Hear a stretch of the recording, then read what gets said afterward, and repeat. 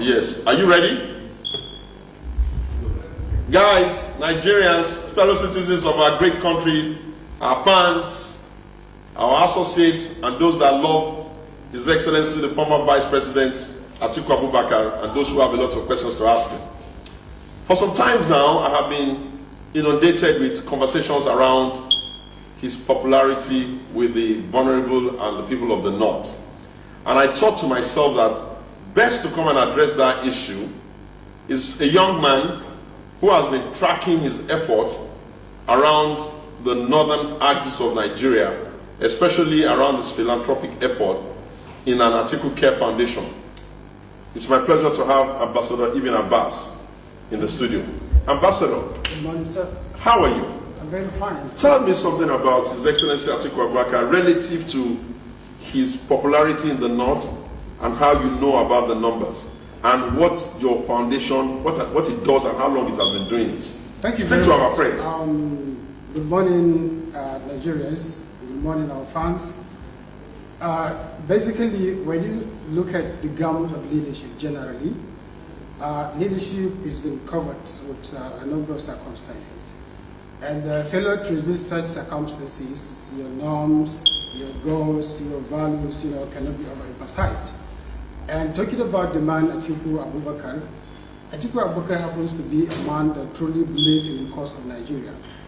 And as young people that truly believes in his policies, his capacity and capability as a politician, as a philanthropist, as an educationist, and as a farmer, we observe and realize that it is very important for us, to start tracking his records, particularly his philanthropic activities in the North generally. And we come to realize that Atiku Abubakar had been playing a very, very significant role in touching the lives of the people. And you believe me that whenever his name has been mentioned here in Nigeria and even around the globe, people always know him as a generous person. People always know him as somebody that has the open heart, open mind, and somebody that truly believes in Nigeria. So I would want to say that the Atiku Care Foundation has played a very, very significant role in extending his cares to the less privileged, to the internally displaced persons, to the orphanages, and indeed to the general public. And it is our responsibility also, as people that truly believe in him, as young people. Atiku Care Foundation was a collective responsibility. It was a collective idea from like minds. He doesn't know about it. It did not come from him, but we observe and realize that he has been touching the lives of the people. And we decided to man the activities and the affairs of the foundation in order for us to trickle down his philanthropic justice, to the downtrodden. And glory be to God, Atiku Abubakar had keyed into the project. We have touched the life of the people. And for people that have been following our activities, definitely you believe with us that we have done well. And if you look at it today, in the North alone, if you look at our database, we have almost 20 million followers.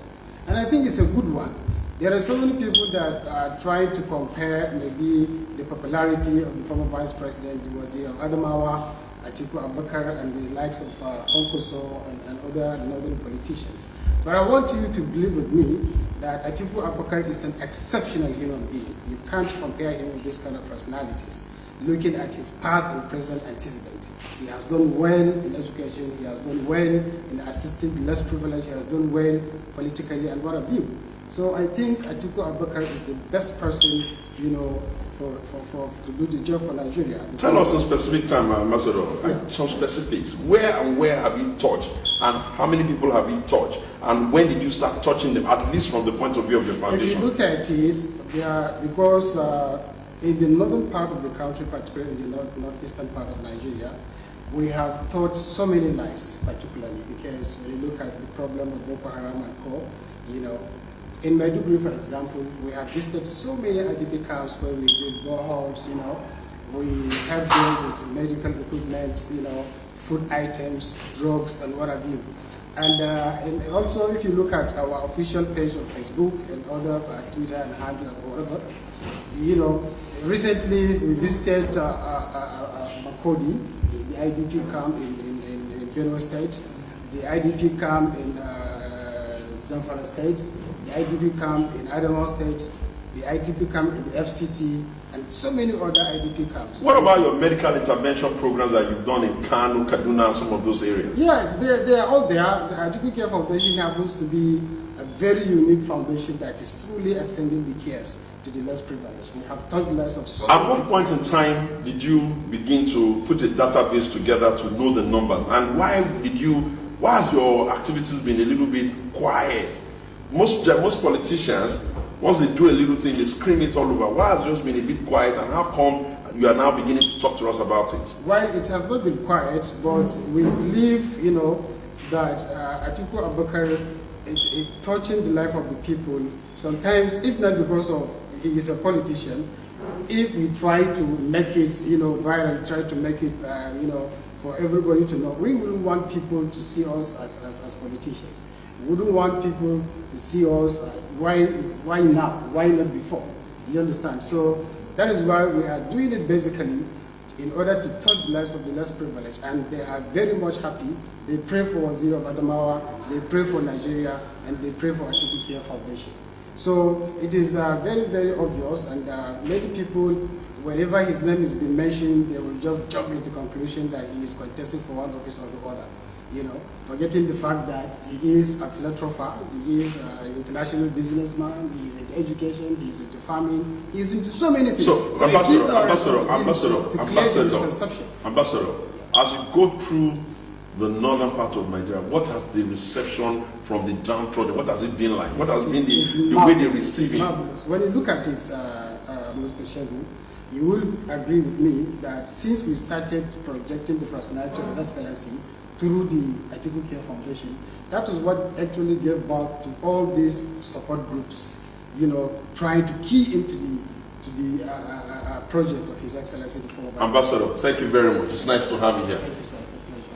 Guys, I could have said it differently, but I needed the man that had been going all over to come and explain it to you.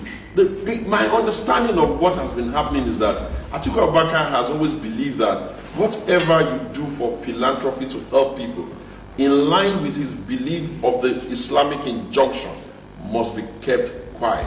And I believe that when the time is right, people will understand that things you do quietly for Almighty God is able to reward you bountifully, and the people themselves are able to stand with Atiku.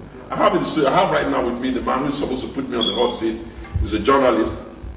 Justice, how are you? I'm fine, sir. Oh, yeah.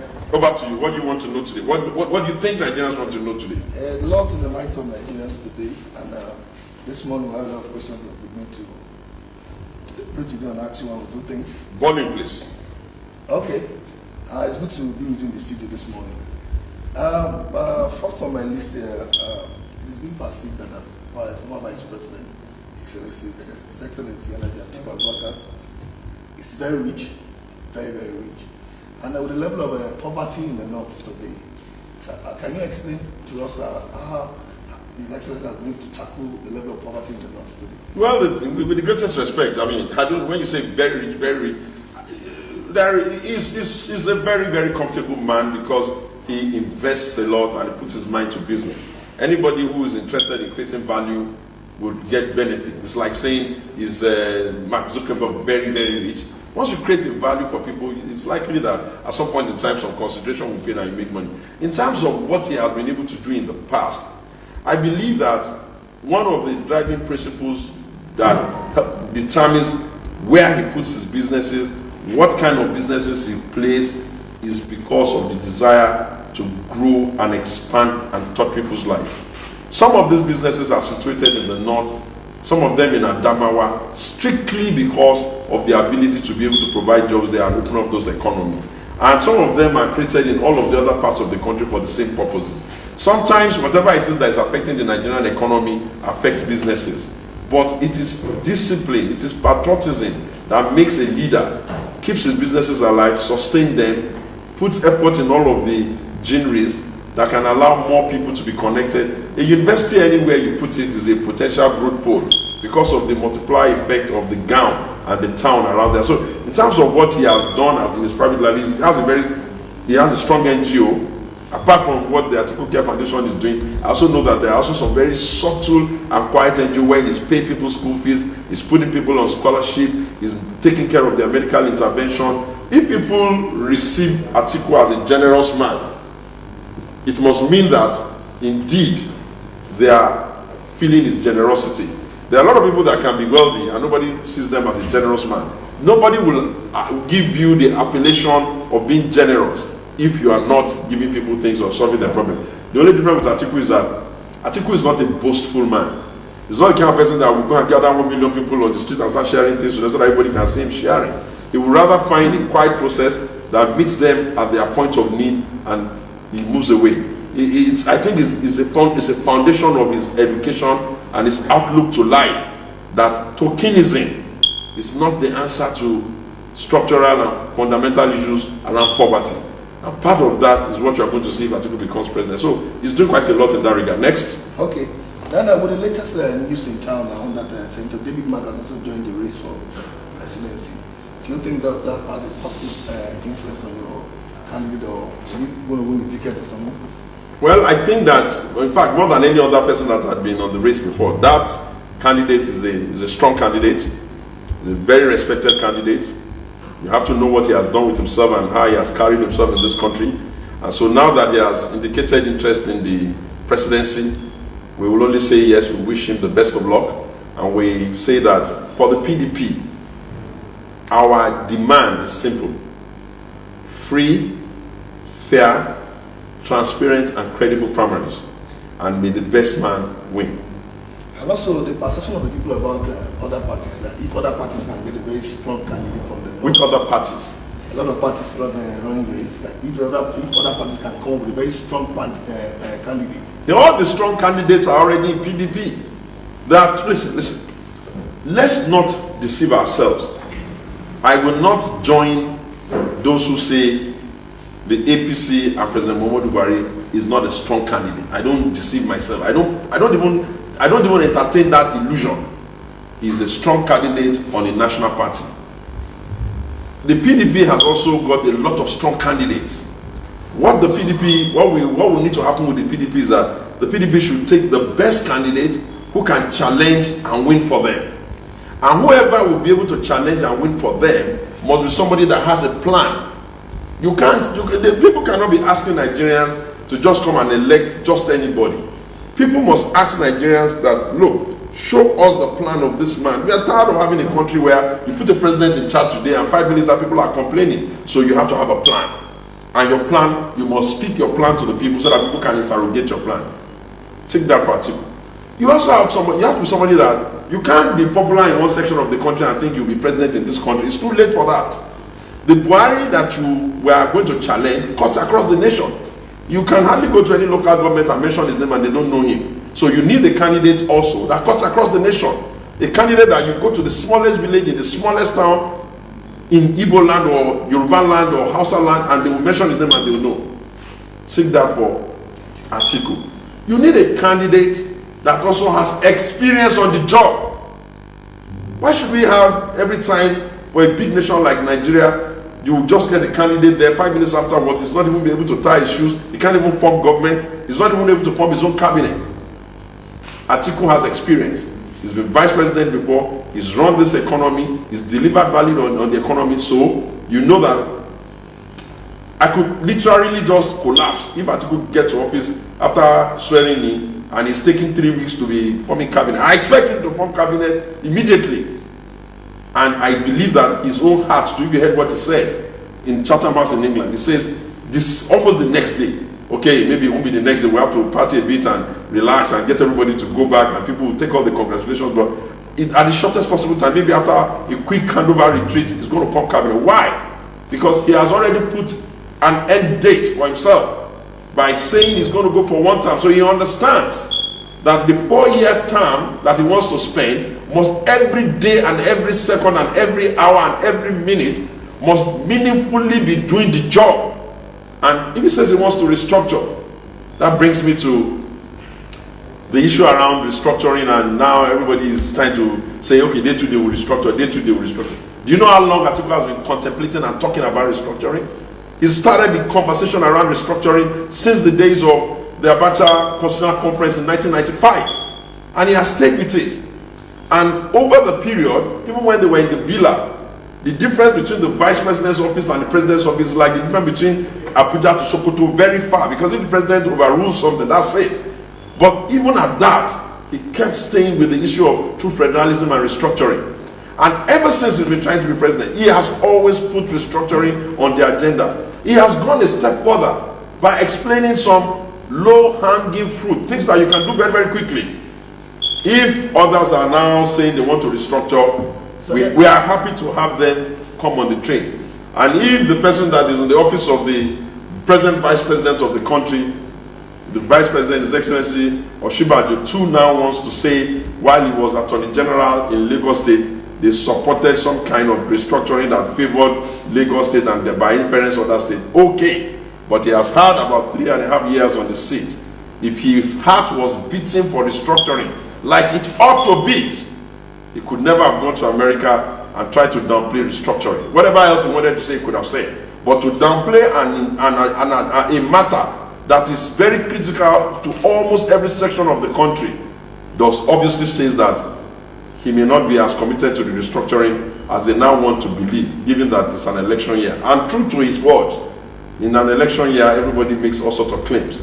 But for the Atiku Abubakar that you all have known and you all have seen, Atiku's commitment to restructuring is because he knows that Nigeria can unleash its potentials and every part of Nigeria can begin to do exploit if only the foundation and the structure is right. Like you said earlier on that His Excellency said he's going to go for just one term. It's going to be 4 years. How sure are you with that word that he's going to actually stand on that 4 years and leave this? Well, you see, one thing that, working for His Excellency and working with him, one thing that has come to my realization is that we have a very huge trust problem in this country. People just don't want to believe anything. Because even the president... Hold on a minute. They're going to spend 4 years... Hold on a minute. Everybody that is a Nigerian, including Atiku himself, is aware of the fact that there is a trust deficit issue in this country. You as a journalist, you are aware. I am aware. And therefore the man says, give me a tight legal document. And then he adds that I will sign it publicly. Hey, if you don't trust that, you truly have a lot of issues.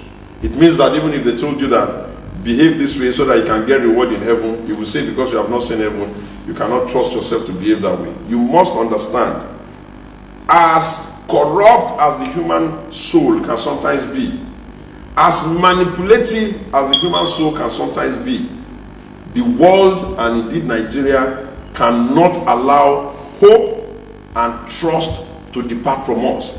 We must still be trusting them cautiously. And the way to trust somebody cautiously is to see the other addendum is adding to it. It would have been a different thing if he says, I'll do one time and stops at that. But he says, give me a watertight document, I'll sign it. I think it is because he knows that for a serious person in government, 4 years is enough.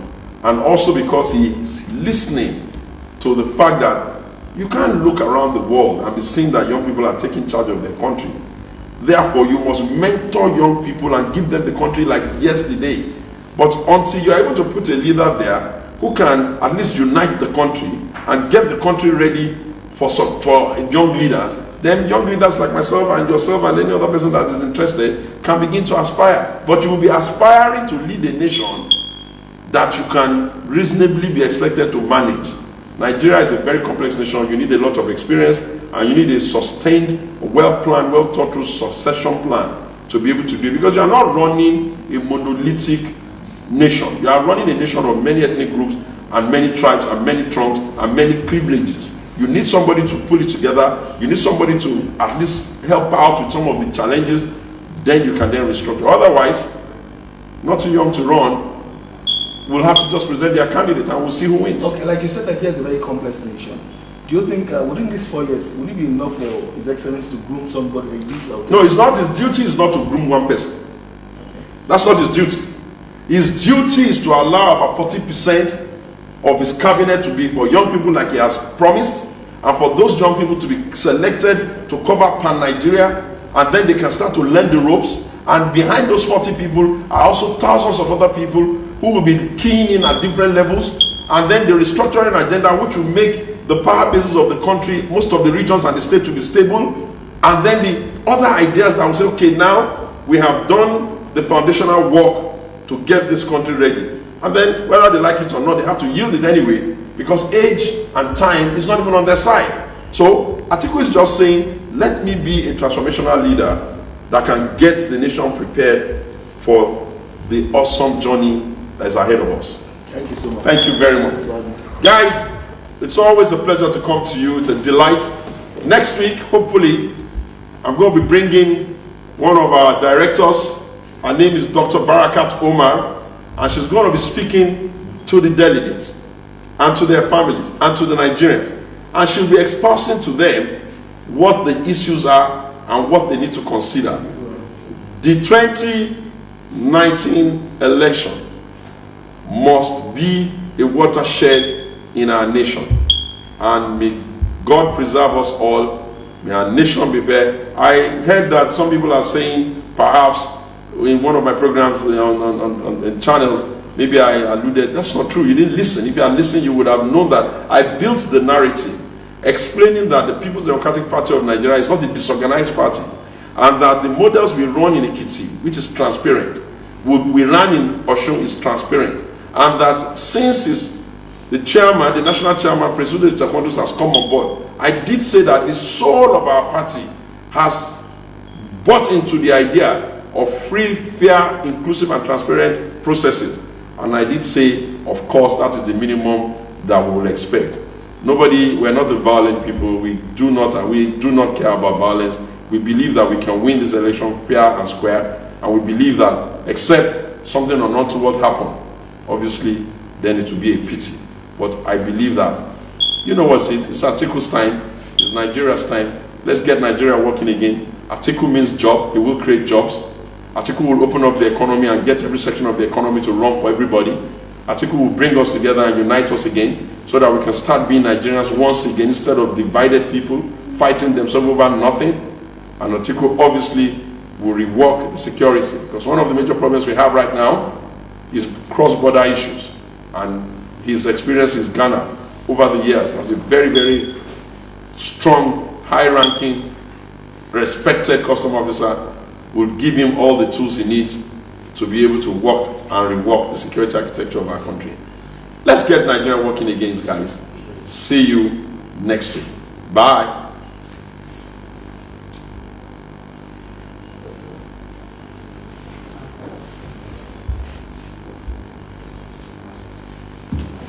Did it go well? Did he do well?